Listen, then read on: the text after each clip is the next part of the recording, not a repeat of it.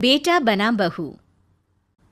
राधा, जैसा नाम वैसा व्यवहार, मन से सीधी और बातों से भोली। सौतेली माँ ने बहुत बुरा व्यवहार किया, लेकिन पति। माँ, क्यों तुम राधा को हमेशा बोलती रहती हो? मैं साफ साफ कह देता हूँ, अगर इस घर में किसी ने राधा को कुछ भी कहा तो मैं घर छोड़ दूंगा। अरे वाह बेटा वाह, यही दिन दिखाने के लिए तुझे इतना बड़ा किया। सोचा बहू आएगी तो आराम करूंगी, लेकिन बेटा है कि जोरू का गुलाम। अब क्या कहें। माँ, जो सोचना है सोचो, मुझे फर्क नहीं पड़ता। मैंने कोई लव मैरिज नहीं की है। आपने जिससे बोला मैंने शादी की, लेकिन अब मैं राधा को किसी भी परेशानी में नहीं देख सकता। हाँ हाँ, और मुझे देख सकते हो क्यों? अरे माँ, देखना तो मैं तुझे भी नहीं चाहता, लेकिन खुद सोच, राधा के आने से पहले तुम पूरा खाना बनाती थी, लेकिन अब जब से राधा आई है एक गिलास पानी भी खुद से नहीं लेती। अरे भाई, राधा भी तो मेरी ही उम्र की है। मैं आपके लिए बच्चा तो वो आपके लिए समझदार बहू। कैसे? उसे वक्त देना माँ, वो थक जाती है, रोती है, उसके पैर में दर्द होता है। आपको वो क्यों नहीं दिखता माँ? नहीं नहीं, ऐसा कुछ भी नहीं है। अरे वाह जी वाह, सारी तीली लगा दी। अब बोल रही है कि ना जी ना, कोई बात ना है। तीली? क्या बोल रही हैं आप सासू माँ? अरे राधा, तुम चिंता ना करो, माँ की आदत है हर बात पर ताने देने की। तुम कमरे में जाओ, मैं ग्रीन टी लेकर आ रहा हूँ।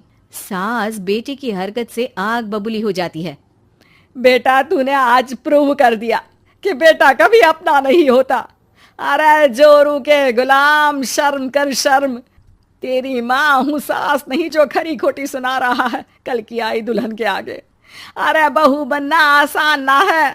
बेटा, जो कि अपनी नई नवेली पत्नी पर जान छिड़कता था, माँ की बातों से गुस्सा हो जाता है। माँ, साफ साफ बात करो।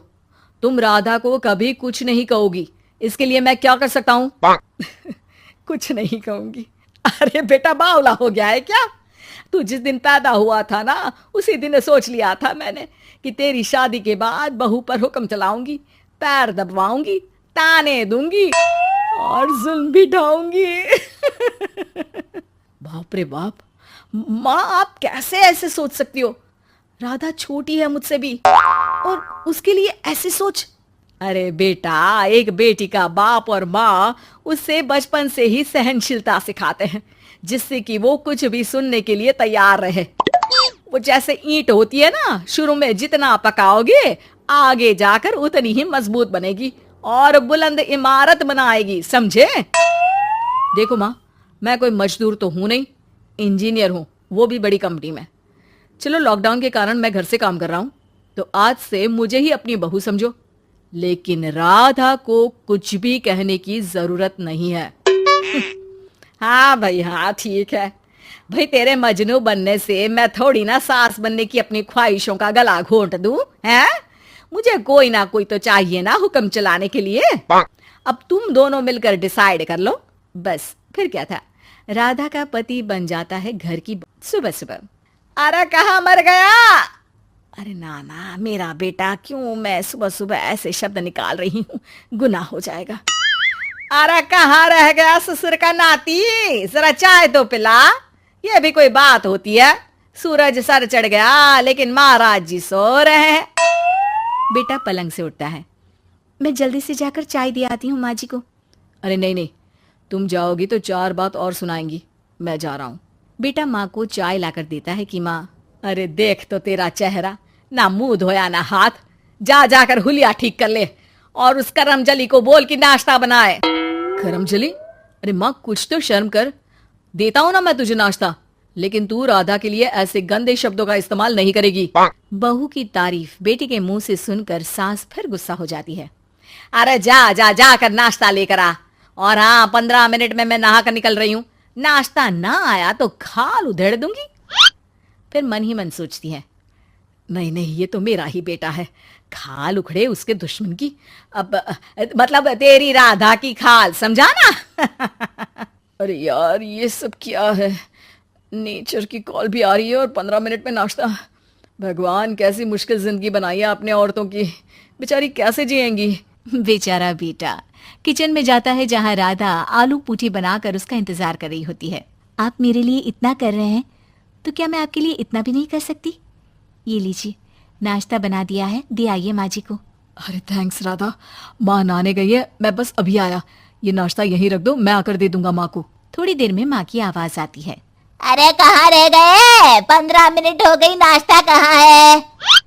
बेटा हाथ में वही आलू पूठी वाली थाली लेकर खड़ा हो जाता है माँ के सामने। ये रहा नाश्ता, लो खाओ। माँ थोड़ा सा खाना खाती है और फिर छी छी, ठंडा खाना यही सिखाया है तेरी माँ ने? फिर थोड़ा सोचकर रुक जाती है। इसकी माँ तो मैं ही हूँ, खुद पर ही सवाल कर रही हूँ मैं। नाची ना।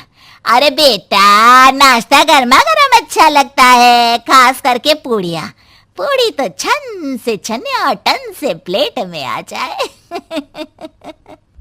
देखा माँ, जो बातें आप राधा को सुनाती हो वो अपने बेटे को सुनाने में कितना दुख होता है। तो जैसे आप मुझे सोचती हो वैसा ही राधा को भी समझा करो ना।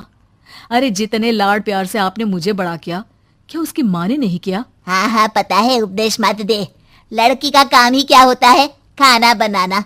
और खाना बनाने में कौन सा बड़ा काम है?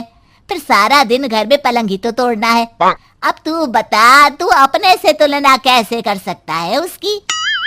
कर सकता हूँ माँ। मैं अगर बहू की बेटे से तुलना करने में आ गया ना, तो तुझे समझ में आएगा कि बहू की जिम्मेदारी भी कम नहीं होती। मेरा दोस्त है ना राम, जानती हो ना? हाँ हाँ, क्यों नहीं जानूंगी। उसकी बीवी और माँ में नहीं बनती। बीवी ये मोटे मोटे ताने सास को देती है और सास उसे। हाँ हाँ तो फिर क्या, घर ठीक से चल नहीं पा रहा था। सास कहती बहू काम सारा करे, बहू का कहना था कि सास मदद करे। ऐसे में बेचारा न लंच लाता और ना ठीक से खा कर आता। नतीजा, बीमार रहने लगा। ऑफिस की नौकरी गई, खर्चा खाना सब बंद। कर लो अब सास बहू की लड़ाई। बेटा बीमार घर पर बैठा, पैसे की आमदनी नहीं। बहू भी कभी मायके कभी ससुराल। अब तो सुना है सास बहू की ही कमाई खा रही है, वो भी तानों के साथ। घर का भी सारा काम वही करती है। अरे बस कर बेटा, मुझे समझ में आ गया। तू तो बेटा ही रहे। बहू को अब बहू नहीं, मैं बेटी बना कर रखूंगी।